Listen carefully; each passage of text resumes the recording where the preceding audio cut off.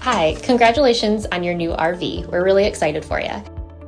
Please make sure before you're signing that you bring the following items with you. If you're a cash buyer, please make sure that you bring a cashier's check, no personal checks at time of signing, or you may bring actual cash. If you're a finance customer, please make sure that you bring proof of insurance listing your specific lien holder. If you need that information, please call us ahead of time. Also, make sure that you bring all valid driver's license of all persons that will be listed on the title.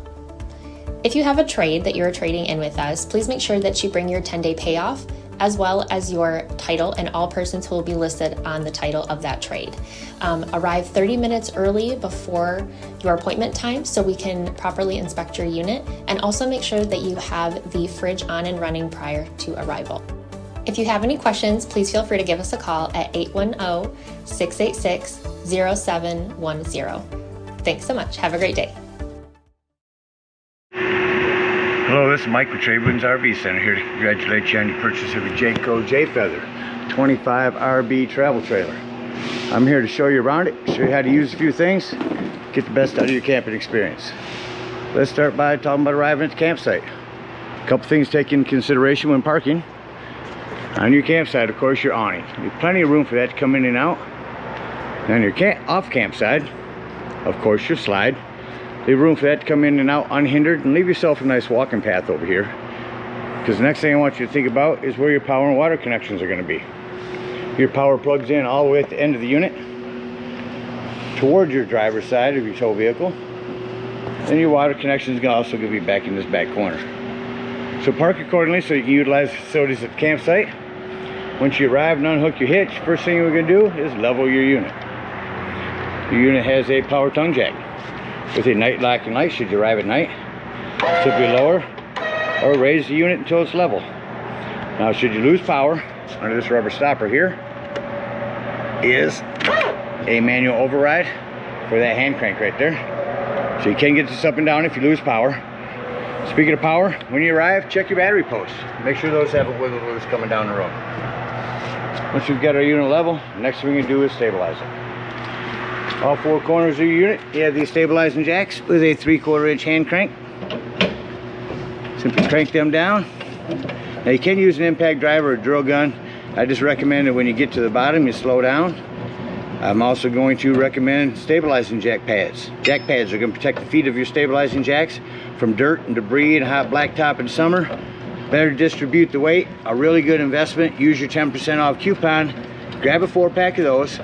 Put them down on the ground and run these down just until they're taut. Once it's not moving anymore and you have some type of resistance on your handle here, that's as far as you want to run them down. Remember, they're stabilizing jacks, not leveling jacks. We've already got our unit level. We don't want to change that. We just want to get all four of these down nice and taut. Once our unit's level and stable, next thing we're going to do is hook up our power and water. There's your rear stabilizing jacks. Your power cord, 30 amp service, big long cord right there. Plug in back of your unit. Where they go in now, they're a pistol grip. They go into the left and then wiggle to the right, and then once they're in there, put your black washer on. At the end of that 30 amp service, should you need to plug in at home, there's a 30 to 110 adapter that comes in your convenience pack. Got your power hooked up. Let's hook up our water. At campsites, we will hook up the city water connection. First and foremost, your water pressure regulator. This water pressure regulator is going to reduce the water pressure to 40 to 50 psi, protecting the lines in your unit.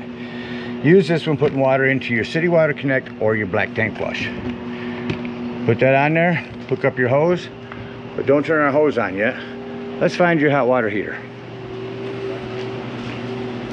Over here on your campsite is going to be your hot water heater. All we're doing at this point, folks, is making sure this will lift right off here.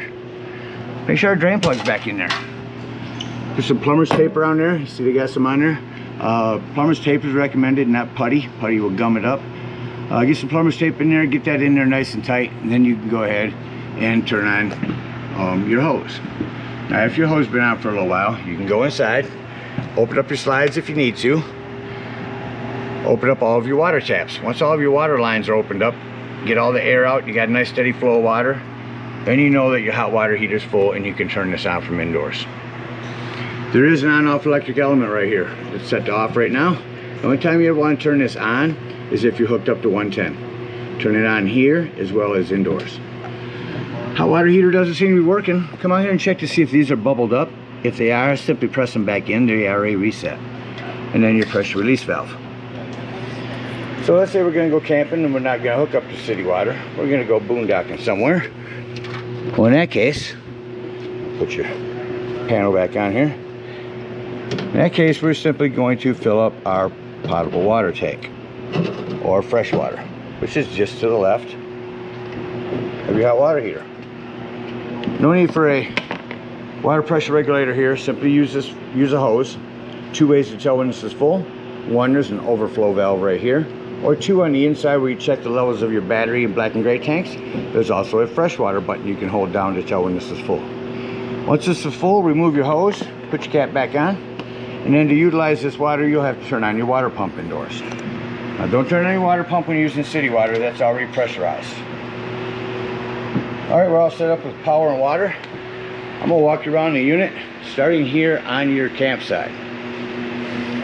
This J-port area here. Real quickly, see if yours came equipped with it. It did not. So Jayco has a metal bar that'll slide in there with a grill table that'll set on it. It's an option you can order for this, and then you'll have a quick connect LP right there. You also have a night light for finding your stairs. Awning lights, outdoor speakers. That is a vent for your microwave. This is a vent / access panel for your fridge. Well, that's a flue for your furnace. Two things on that. One, it does get hot when you run your furnace. Steer clear of it. And two, make sure nothing's blocking it. Again, your potable water. You can set a TV out here on a table. There's a cable and satellite 110 hookup. Again, your hot water heater. On your awning, let's say your picnic table hypothetically is down at the other end and it starts to rain. You have a pitch control. Simply pull down on that and it'll run all the rainwater down to this end. You can do that from either end. Your pass-through storage with your hitch work.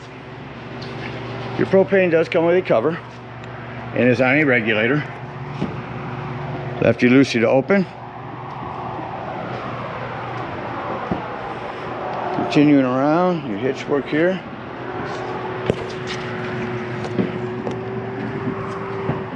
Solar on the side, you can plug in a solar panel right there and that'll trickle charge your batteries. Come to this side is your off-camp side. That'll hold up by battery, or by magnet, excuse me. I was thinking ahead of the time to your battery disconnect.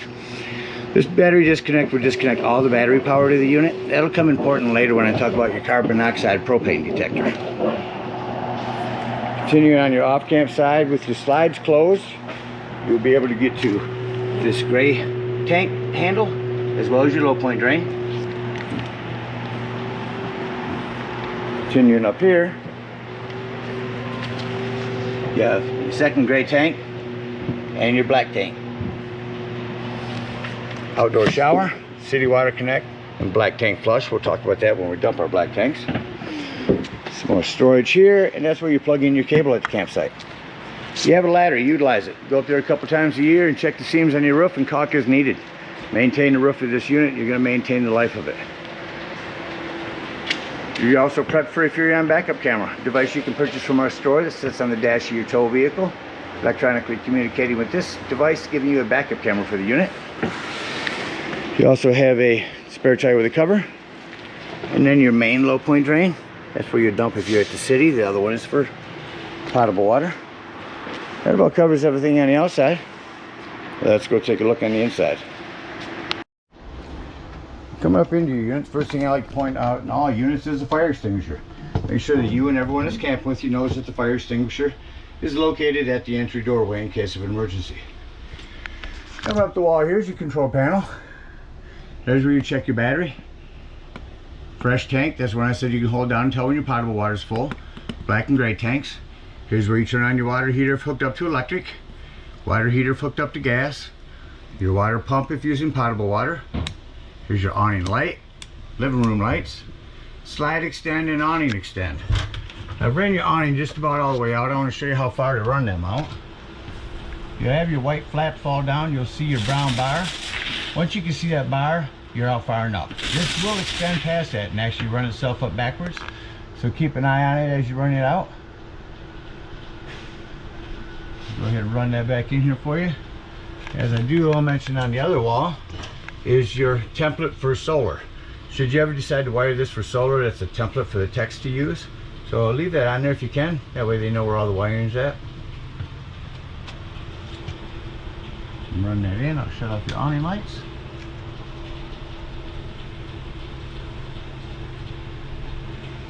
And then as we're in, we'll continue the tour. Let's come around into your entertainment center. As I turn on your TV, swivel this out. Actually, it's down here. So down here where your cable goes in is where you'll switch it to either antenna or cable. There's your TV working. Get it up real quick. Down. Mute. There's our sound system. AM, FM, Bluetooth, DVD player, CD player. You can go through the different modes. Dual zoned. Indoors, outdoors, or both. Nice sound system.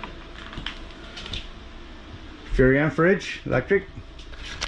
Up here is your self-explanatory microwave. You also have a fan and a light. Your glass top makes an excellent backsplash. Turn on your panel light. Turn this to light. It'll change from blue to red. Hit your spark, and there's your flame. Same thing on the oven. Light it here, spark it here. No need for a pilot light anymore, and then just set it to the desired temperature. Panel light down gives you an oven light. Power tower, we call these. Pop-up power tower. USB 110s there. Hit the red button to push it back down. A lot of individual lighting throughout here. Come back in your bedroom. Just want to mention your lighting. This lighting up here will control from here. Lighting underneath your bed area will be one touch. And then back behind will be here. You also have 110s and USBs here. Some storage underneath here. I'm assuming you're waiting on a mattress. And then we'll shut this light off and this panel light here. You also prep for a TV back here. Here's the backer in the wall. So you can mount one here. There's your cable 110. Emergency exit window. Pull this, push out, rip your screen out. For travel, make sure that this door, both doors, this door and your bathroom door are snapped back. Below your extension is your access panel to your breaker box and fuses.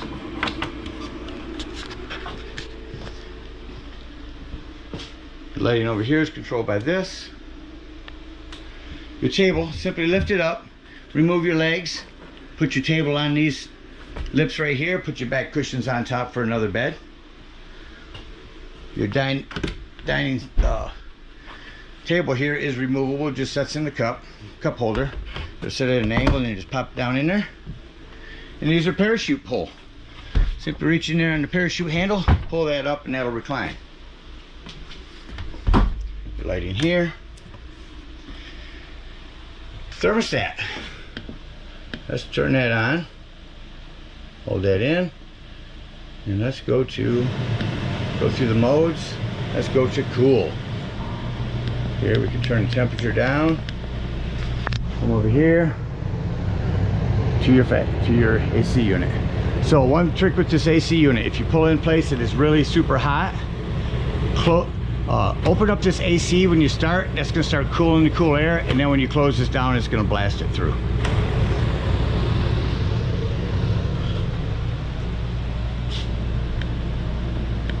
Same thing with the heat, fan. Just go through the different modes, stop where you want, just shut it off, hold it in. Down below this is going to be your 12-volt carbon monoxide propane detector. Now, the reason I mention that's 12 volt, it's always running off your battery. So if you're going to be gone for the day, if you are out boondocking, disconnect one of your battery posts to keep this from running your battery down while you're out. Again, your door, smoke alarm. Same thing in the shower. Make sure this is snapped back for travel. Hold them closed. You have a hand crank open exhaust vent here that is controlled by this fan, or this light here. You also have 110 with GFCI reset in your bathroom. That about covers everything on the inside. Let's act like we're going to leave the campsite. I like to shut off my living room lights because then I can walk through the unit and see all the lighting I may have left on. Once all of it's off, take your radio off mute by holding in your mute button, and that will shut it off. Come back over, turn on your living room lights. Doors and drawers at this time. Close all doors and drawers. Make sure nothing's going to impede your slides from coming in. And just hit retract. So run in rather quickly. Main thing I believe you need to make sure you watch is that extension on your sink. Make sure that that is down so your slide can come in there. Everywhere else it looks like pretty decent clearance. Just make sure nothing's in the way. Put slides in. Shut off our living room light. Exit the unit. Now for these steps, you want to make sure this exterior door is all the way open, otherwise this could catch on it. You'll see how close it comes as you come in. Set that in. Lock your door. Lock your steps. Lock and deadbolt your door. Lift and turn your handle. At this point, bring up all your stabilizing jacks. Unhook your power, your water, and your cable. Come around to this low point drain. If we're at a campsite, we'll open up both of those. And if we're boondocking, we'll come up here and open up this low point drain to dump our freshwater tank. Come back around to our hot water heater lastly.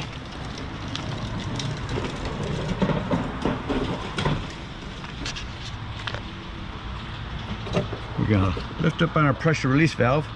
That's going to dump the remainder of the hot water out of our hot water heater. Once that's done, let that handle back down, otherwise this won't close. And close your hot water heater. Hook up your hitch and head on up to the dump station. At the dump station, park accordingly.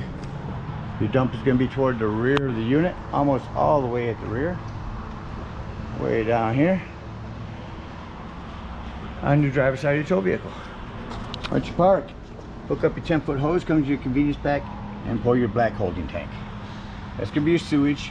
Once it sounds like that's no longer draining, keep that handle open. Again with your water pressure regulator, come up to your tank flush valve.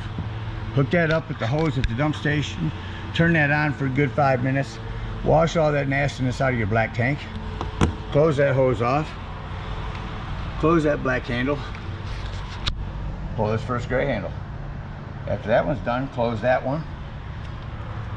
And come up here and pull this gray handle. Now these are going to be cleaner water. It's your sinks and your showers. That's going to clean your sewage hose out for you. And you can conveniently and sanitarily store your sewage hose right there in your bumper. Again, we thank you guys so much for your purchase. Hope you enjoy this J Feather for many years to come. Happy camping.